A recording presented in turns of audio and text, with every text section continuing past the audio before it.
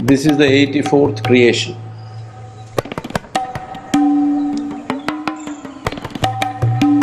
The memory of these 84 creations are still there in your body. If you do not cleanse that, this memory will bind you.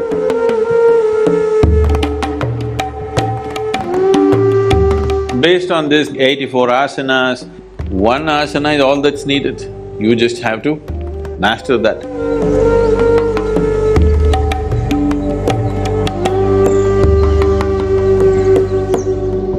All these practices, any yogic practice for that matter, is rooted in a fundamental system called the Bhuta Shuddhi.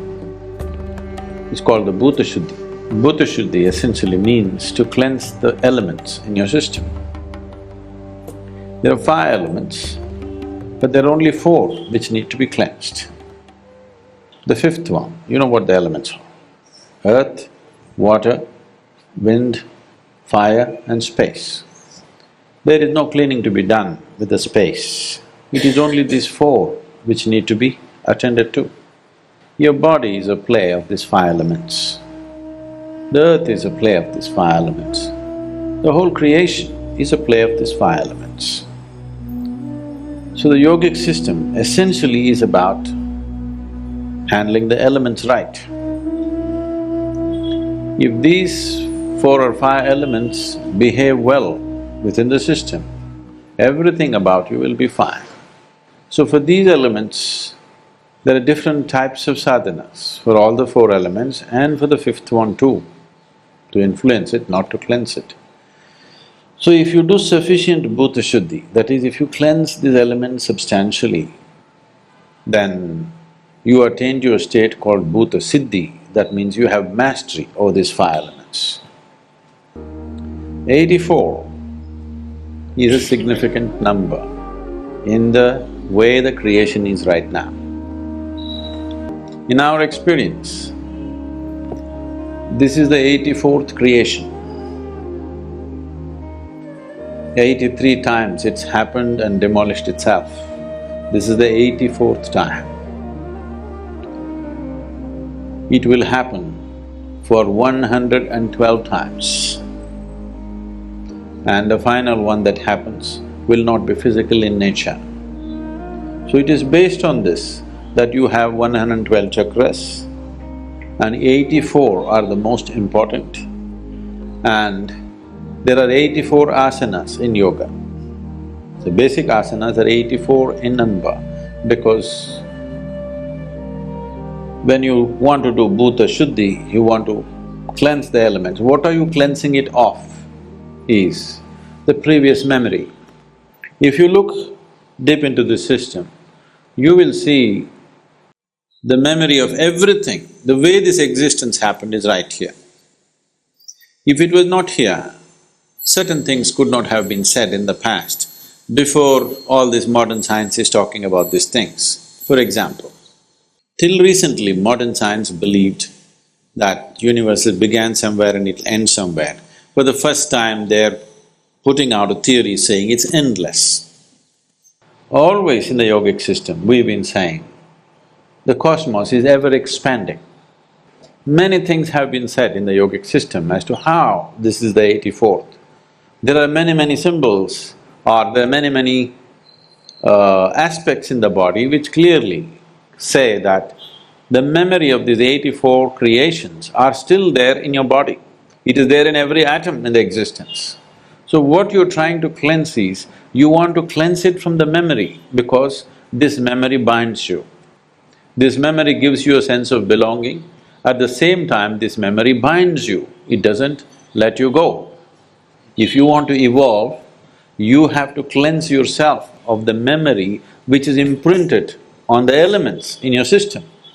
If the elements do not lose their memory, they will not behave the way you want, they will keep on repeating the old cycles.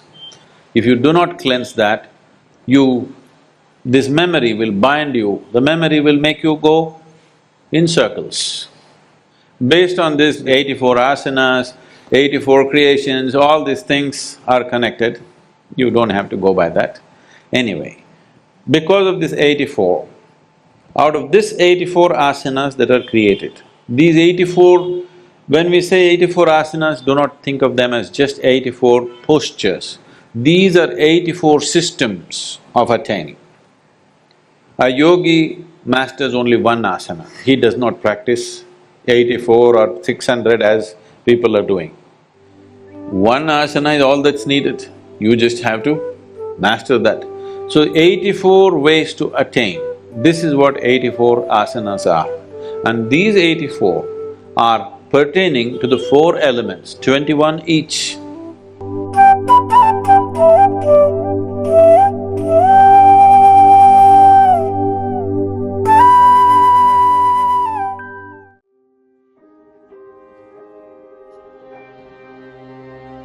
Today, I would like to delve into a topic that, while profoundly simple, has intrigued and challenged humanity for ages, and that is enlightenment. So, what is enlightenment and how do we achieve it? And most importantly, why should we even aspire for it? Our understanding of life often revolves around milestones, around achievements, around extraordinary experiences. We are always seeking the next big thing. We are always seeking a burst of inspiration or even a miraculous sign to validate our journey. But the true essence of enlightenment is not in the spectacle, but in the everyday moments, in the ordinary and the mundane. Enlightenment is not about a grand event, nor is it about a dramatic transformation. It's about recognizing the beauty in the mundane, the perfection in the everyday, and the grace in what we often overlook. If you ever paused to watch a sunset, felt the gentle rustle of leaves, or just sat silently absorbing the world around you, then you have touched upon what it means to be enlightened. Imagine for a moment living without the constant noise of self-doubt, comparisons, and anxieties. A state of being where you're not driven by the past or anxious about the future, but entirely immersed in the present. This is the state of true presence, and in that state, we recognize a fundamental truth that everything is perfect just the way it is. There is a rhythm, there is a balance, a harmony to the universe that remains undisturbed regardless of our perceptions. The heart of enlightenment is to be in tune with this balance. It's an inner realization, it's an understanding that we are part of a vast and intricate dance of existence. Just like every thread in a tapestry holds significance, in the same way, every being, every moment contributes to this cosmic dance. We often burden ourselves with the weight of expectations, both from ourselves and from others. We set rigid goals, we chase perfection, and are constantly seeking validation. But enlightenment gently reminds us that the real journey is inward. It's about letting go. It's about letting go of our ego, our fears, our need to control. And in that process of letting go, we discover our divine conscious nature. We discover our true selves. It's like returning home after a long journey, where every experience, every challenge has shaped you. But at the end of the day, you find solace in just being. There is an unparalleled comfort in knowing that we are exactly where we need to be, doing exactly what we are meant to do. Let's dive deeper into this sentiment. So, as we navigate the journey of life, it's essential to remember that enlightenment is not a destination. Imagine life as an intricate maze. Often, we are so fixated on reaching the end, finding the exit, that we forget to experience the beauty within the maze itself. We rush past the flowers on the edges, the whispers of the breeze, and the symphony of nature. Similarly, in our pursuit of enlightenment, if we consider it as a specific point or an achievement to reach, we miss out on its essence. It's not a treasure at the end of a quest, but is sprinkled throughout the journey. Enlightenment is not a final stop, it is the path itself. Enlightenment is a way of being. How many times have we heard the phrase, "It isn't about the destination, but the journey"? This couldn't be truer for enlightenment. It's not a badge to wear or a title to achieve. Instead, it is a conscious choice we make every day to live with awareness. It's a conscious choice we make every day to live with presence and with a deep connection to the universe. It's a commitment to living authentically, where we align our actions with our inner truths and values.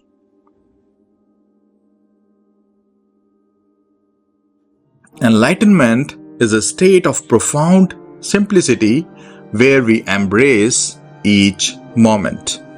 Simplicity is not about lack or deprivation. It's about clarity. In a world cluttered with distractions, opinions, and noise, choosing simplicity is choosing to see clearly.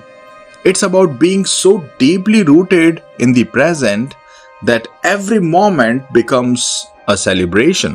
Every moment becomes an opportunity to truly live. When we embrace each moment, we don't let life slip through our fingers, but drink deeply from its well.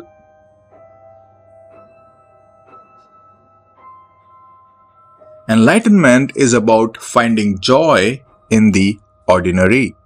The most magical moments often hide in plain sight.